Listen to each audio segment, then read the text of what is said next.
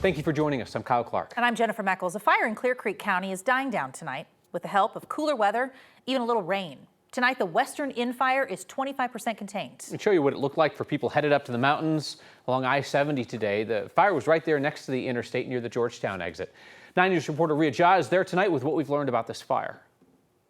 We're at the Western Inn trailer court where Clear Creek fire officials believe the fire started. Deputies said they went door to door evacuating the people living in these 5 mobile homes. The fire started just after 2 p.m. Clear Creek Fire Chief Jeremy Jones said it grew quickly to 5 acres with flames as tall as 12 feet. They had dozens of firefighters on the ground and several helicopters supporting from above too. They did 140 water drops until it started to rain, and that's when it became unsafe to fly.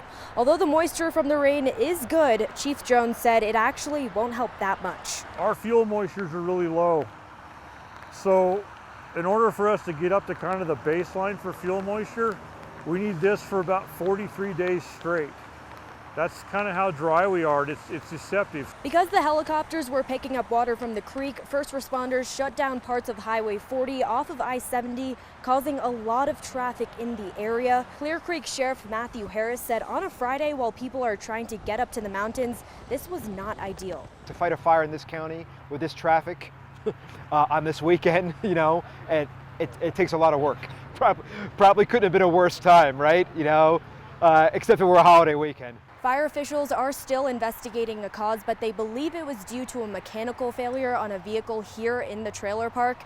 Firefighters will be working here through the weekend and hopefully will have the fire fully contained by Monday. Evacuations here now have been lifted. Reporting in Clear Creek, Ria Jha, 9 News. Love to see that assist from the weather, Lauren Robinson.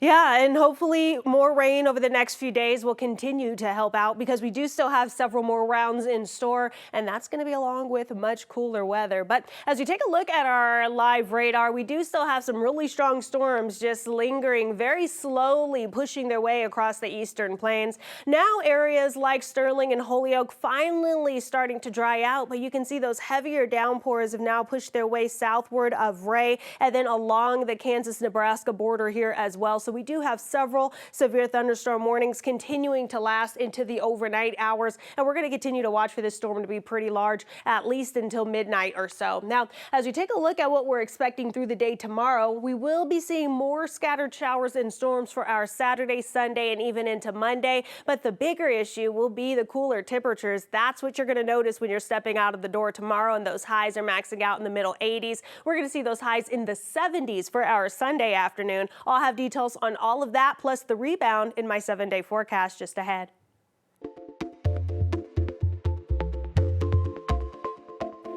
An overnight software updates to blame for the largest IT outage in history. The blue screen of death. It grounded flights and knocked systems offline from banks to hospitals. CrowdStrike is at the heart of this massive disruption. That's a cybersecurity firm providing software to companies all around the world. The company says it deployed a faulty update to computers that ran Microsoft Windows, and the reach was huge. 60% of Fortune 500 companies use CrowdStrike. When you have that centralization built up and dependent on just one vendor, that's where we can find cause to have such a catastrophe like we see today. Microsoft says its apps and services have recovered tonight, but some individual customers are still having trouble. Airports saw some of the biggest impacts today. Less than a quarter of flights in the whole U.S. left on time this afternoon. More than 3,000 were canceled. You're looking at a time lapse showing all the passenger flights across the U.S. over a 10-hour period. A lot of people flying. There have been more than 120 flight cancellations just here at DIA. Hundreds more delayed. And people are pretty frustrated. I've had so many tears and just frustrations. Going back and forth, trying to go to reps and agents, and the customer service line was out of control. I have never seen anything. I mean, just you couldn't even see the end of it. The U.S. Department of Transportation considers these delays and cancellations to be controllable. That means that people stranded at the airport have some rights here. Depending on which airline they're flying, they're entitled to things like compensation for meals, ground transportation, even hotel stays. The outage also messed with public transit. RTD says their systems finally came back online this afternoon. Now they're working to get the light rail up and running like normal. The Colorado DMV system also had to close some of their offices today. Others just had some delays.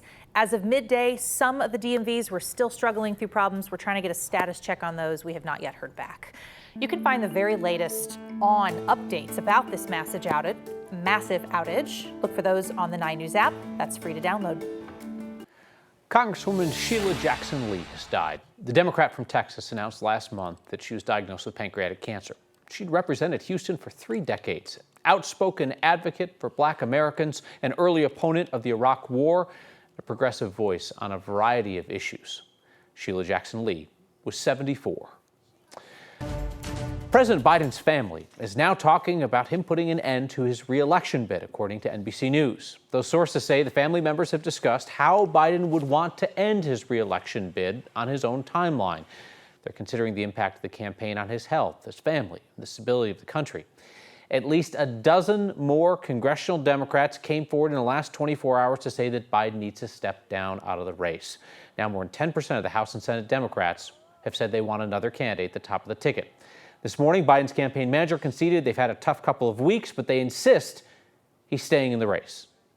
For every person that said that they are concerned, we've had another person that's seen him and have said, you are our guy and we want to be with you. Biden released a statement today saying he'll return to the campaign trail next week. If he does drop out before the Democratic National Convention next month, that would then start the scramble.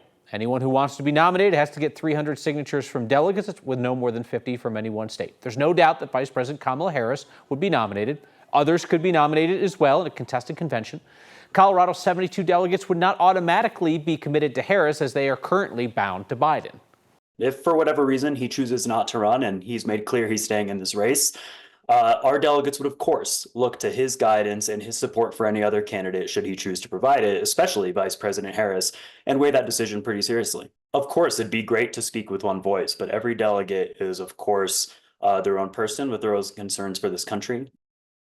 Democratic nomination, somebody would need a total of 1,976 delegate votes. Democrats are also still talking about a virtual roll call where the nomination would actually happen online before the actual convention. Some Democrats believe that they need to do that in order to meet a deadline in Ohio, a deadline that's in the process of being dropped. Needless to say, the issue is complicated, it is contested, but the DNC is talking about a timeline of a virtual roll call no earlier than August 1st. Colorado State Representative Jennifer Parenti is now halting her bid for re-election. Democrat announced today she's dropping out of the race for the House District 19, covering part of Boulder and Weld. She cited the prevalence of, quote, personal agendas and special interests in the legislature. Said she can't continue to serve while maintaining her own sense of integrity. Parenti was elected to office just 2 years ago, 2022. Says she'll finish out the remainder of her term. It ends in January. Tomorrow marks 12 years since a shooter opened fire inside the movie theater in Aurora during the midnight screening of Dark Knight Rises. Survivors of the Aurora theater shooting, families of the victims, first responders, and neighbors will gather for a vigil at 11:30 tonight.